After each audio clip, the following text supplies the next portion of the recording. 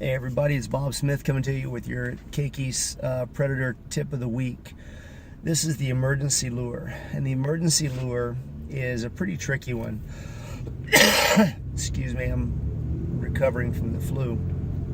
But the emergency lure, you may have seen it on an episode of Breaking Bad, where the brother-in-law Hank was just about to break into the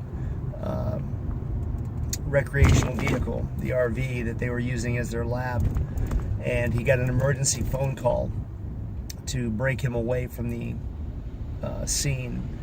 Told that his wife was in an accident and she was in the hospital and was critical, things were bad. So he gave up the scene, took off and went to the hospital, only to find out that he'd been tricked. Pretty easy to trick people this way, especially when you're using the position of authority. A lot of times, it's happened here in Hawaii several times, guys try to identify themselves as police officers.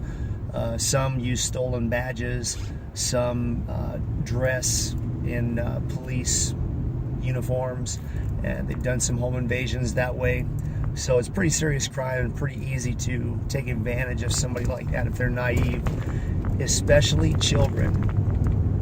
Now, a person walks up to your child and they're wearing an emergency medical professional's uniform, some sort of an EMT uniform or a fireman's uniform, and they approach your child and say, "Hey, are you so-and-so?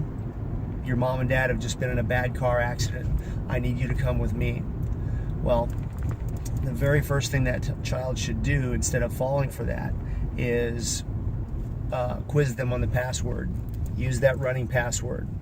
And running password just means that that's in effect all the time. So person doesn't answer the password or can't answer the password, they try to get you panicked and say, "Hey, I don't have time for that, let's go right now." Then you need to go to a teacher or another person of authority and let that person know and inform them. Don't allow your child, tell them not to simply go off on their own with that person. They need to get confirmation somehow.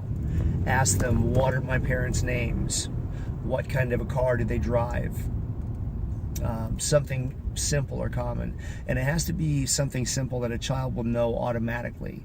You know, what kind of a truck does my dad have? What kind of a car does my dad have? If your dad doesn't have a van, you know, that's a good one. Hey, what kind of a van does my dad drive?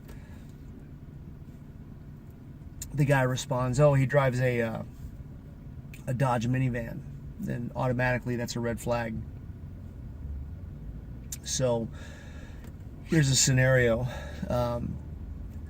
Your son or daughter is sitting at the park, they're waiting for you to pick them up, and a guy walks up in an EMT uniform, EMT looking professional, and tells you, "Hey, your dad's just been in a car wreck, I need you to come with me right away."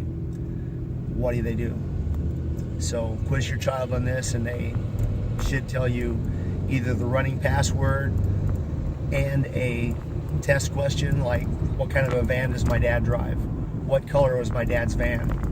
And a car that you obviously don't have, and see how that person responds to it. But this is a big one, and this is a tricky one, because anybody that comes up and they identify themselves as a police officer or a emergency medical technician, fireman, we've taught our children to always go to these people for help and trust these people. And now we're telling them, hey, now you have to be a little bit skeptical. So this is one that you need to talk about with your kids quite a bit.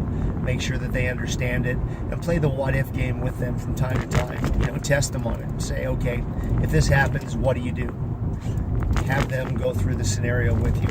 Hey, this is Bob Smith, and remember, prepare your child for the road ahead. Don't try to prepare the road for your child. Out.